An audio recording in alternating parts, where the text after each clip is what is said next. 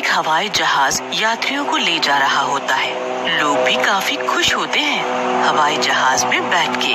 उसी हवाई जहाज में 5 आतंकवादी भी चढ़ जाते हैं।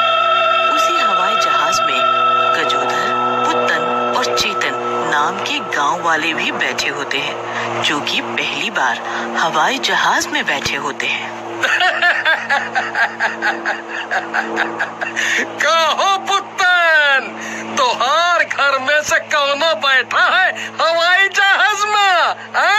कहो गजोधर भैया, हमारा तो पहली बार है। वैसे आप तो ऐसे कह रहे हो जैसे कि हवाई जहाज में ही पैदा हुए हो। अरे हमारा बेटा शहर में सेट हो गया, उसी ने टिकट दे के बुलाया है हमको शहर। तुम कैसे आ गए वो बताओ। क्या बकर बकर लागे हो? जो चीज देखना है वो देखत नहीं। देखत हो कितनी गोरी गोरी मैडम कोट पैंट पहने हैं। ससुरा गांव में तो ऐसी एक भी नारी नहीं थी। चुप बुड़बक, उनको हवाई देवी कहते हैं। देखा नहीं, सब अपने गोरे गोरे हाथों से खाना खिला रही हैं। वो तीनों बातें कर ही रहे होते हैं कि तभी एक एयर होस्टेस उनके पास आ जाती है। जी हम हवाई देवी नहीं, एयर होस्टेस हैं और आप लोग थोड़ा स्लो बोलिए, सब लोग डिस्टर्ब हो रहे हैं। ओके? अगर आप नाराज ना हो तो एक ठो बात पूछे?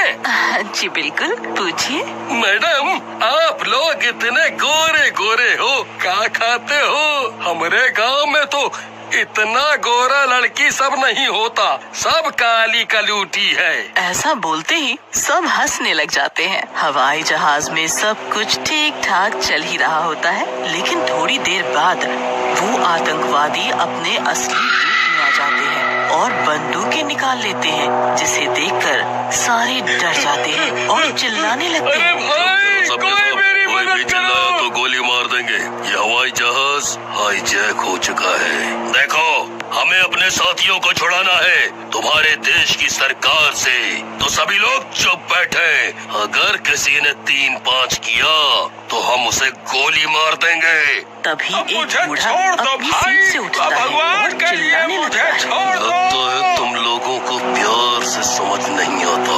हाँ? ऐसा कहकर वो आतंकवादी बुढ़े को गोली मार देता है और फिर 5 आतंकवादी हंसने लग जाते हैं। तभी जहाज का पायलट वहाँ आता है और उन्हें फ्यूल खत्म होने की सूचना देता है, जिसे सुनकर सारे आतंकवादी पायलट को मारने लगते हैं। मेरी क्या गलती है भाई? अगर फ्यूल खत्म हो रहा है तो मुझे क्यों मार रहे हो? अरे रुको रुको, छोड़ो इसे अब। चल कप्तान, जल्दी रोक इसे और कहीं लैंड करा जल्दी से। और सुन, वो कोई सुनसान जगह होनी चाहिए। इसके बाद पायलट हवाई जहाज को एक आइलैंड में इमरजेंसी लैंडिंग करा देते हैं। चारों तरफ पानी पानी होता है। हवाई जहाज हाईजैक होने की खबर जंगल में आग की तरह फैलने लगती है। चारों तरफ अफरा तफरी मच जाती है। हवाई जहाज हाईजैक होने की खबर वीर सिंह के गांव भी पहुंचती है।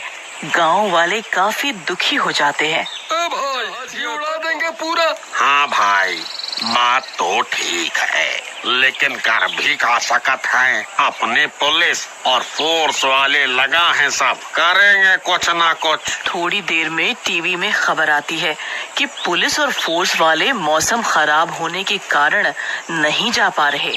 ये सुनकर गांव वाले सोचते हैं कि क्यों ना वीर सिंह को बुलाया जाए और उससे मदद मांगी जाए। उसके बाद सारे गांव वाले मिलकर वीर सिंह की मूर्ति के पास जाते हैं और उसे बुलाते हैं। वीर सिंह भैया, आप आइए, देश को आपकी जरूरत है, कृपया करके आप आओ। मेरे पति उसी हवाई जहाज में है। गांव वाले ऐसा कहकर वीर सिंह को आवाज लगा रहे होते हैं कि तभी वीर सिंह का भूत प्रकट होता है। क्यों बुला रहे हो गांव वालों? क्या हुआ? एक छोटी सी भी समस्या नहीं सुलझा। वीर भैया, इस बार समस्या बहुत विकराल और गंभीर है, छोटी नहीं है। और पूरा पुलिस और फोर्स भी मिलकर नहीं सुलझा पा रहे हैं। क्या बकते हो? हमारी फोर्स और पुलिस कितनी काबिल है, क्या तुम्हें पता नहीं? उसके बावजूद भी ऐसी बकवास कर रहे हो। नहीं नहीं, ये बकवास नहीं है वीर सिंह भाई, सच कह रहा हूँ मैं।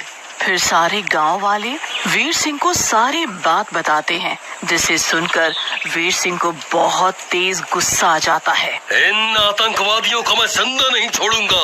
मेरे देश की इज्जत के ऊपर हमला, इनको तो मैं मजा चखाता हूँ। इसके बाद वीर सिंह वहां से निकल जाता है और टापू की तरफ उड़ जाता है।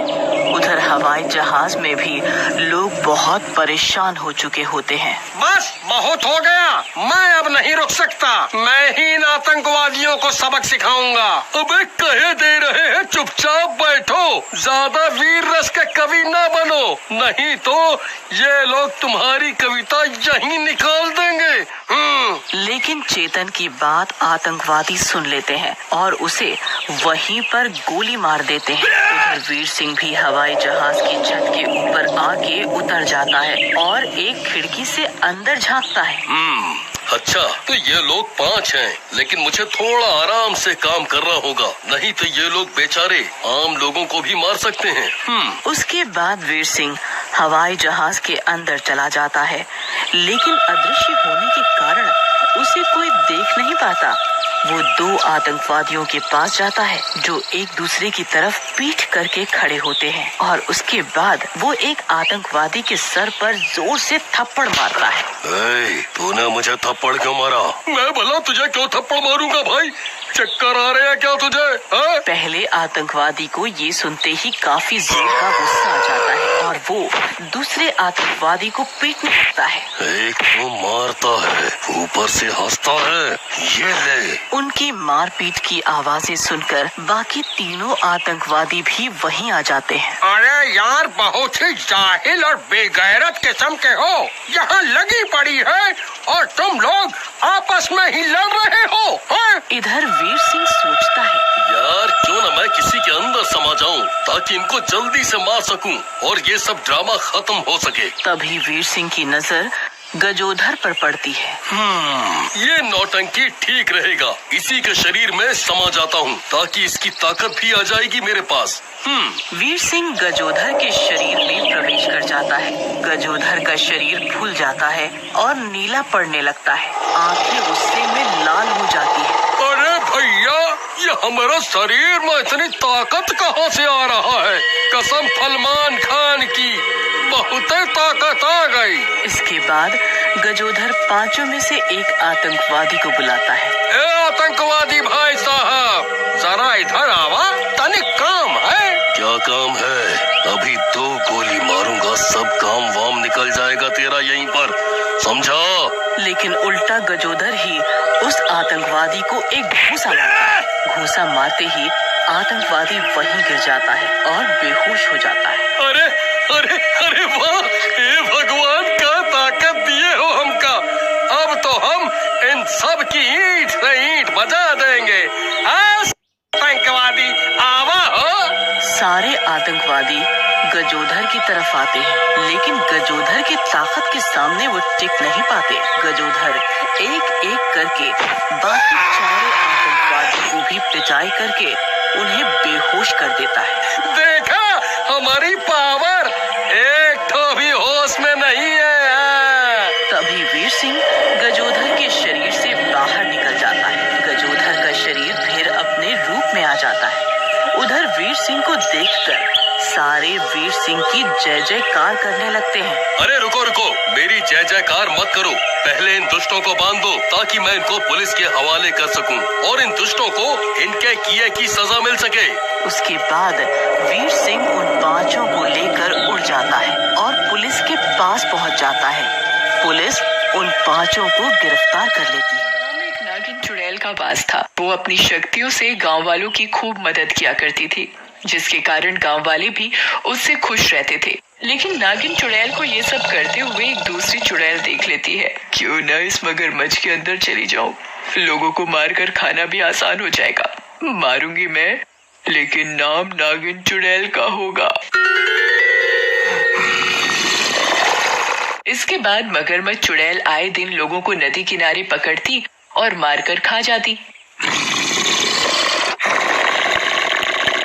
अरे राहुल, उस नदी में मत जाओ, मेरी माँ ने मना किया है। अरे माँ तो फालतू में ही चिंता करती हैं। ऐसा कहकर राहुल नदी में चला जाता है, लेकिन जैसे ही राहुल नदी में पैर रखता है, मगरमच्छ चुड़ैल पानी में से निकलता है और राहुल को पकड़ लेता है। नदी के किनारे बच्चे मगरमच्छ चुड़ैल को देख लेते हैं और गांव के अंदर जाकर सारी बात गांव वालों को बताते हैं। तभी एक गांव वाला पुन्नू वहां आता है, जो कि नागिन चुड़ैल से जलता था। हम कहा तुम, ये नागिन चुड़ैल है जो रूप बदलकर अपनी असलियत दिखा रही है। धीरे धीरे गांव वाले पुन्नू के बहकावे में आ जाते हैं और नागिन चुड़ैल के विरुद्ध हो जाते हैं। फिर गांव वाले नागिन चुड़ैल के ऊपर पत्थर फेंकने लगते हैं और उसे गांव से बाहर निकाल देते हैं। नागिन चुड़ैल घायल हो जाती है। चाहो तो इन सबको एक बार में मार सकती हूँ, लेकिन इन्होंने मेरी रक्षा की थी। लेकिन इन गाँव वालों की इसमें क्या गलती है? कोई न कोई तो इनको परेशान कर रहा है, मुझे पता लगाना होगा। फिर नागिन चुड़ैल अपना रूप बदलकर गांव में एक औरत के भेष में चली जाती है, जहां उसे नदी में मगरमच्छ होने का पता चलता है। जिसे सुनकर नागिन चुड़ैल औरत के भेष में पहुंचती है और कपड़े धोने का नाटक करने लगती है। तभी वहां पर मगरमच्छ चुड़ैल आ जाती है।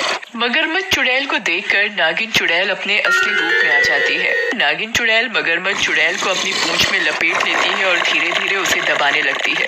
जल्दी से बता तू यहाँ कैसे आई है और क्यों मार रही है लोगों को, नहीं तो अपनी पूंछ में दबाकर तेरा कचूमर निकाल दूंगी। मगरमच्छ चुड़ैल का दम घुटने लगता है और वो नागिन चुड़ैल से बोलती है, मैं तो काले पहाड़ पर रह रही थी।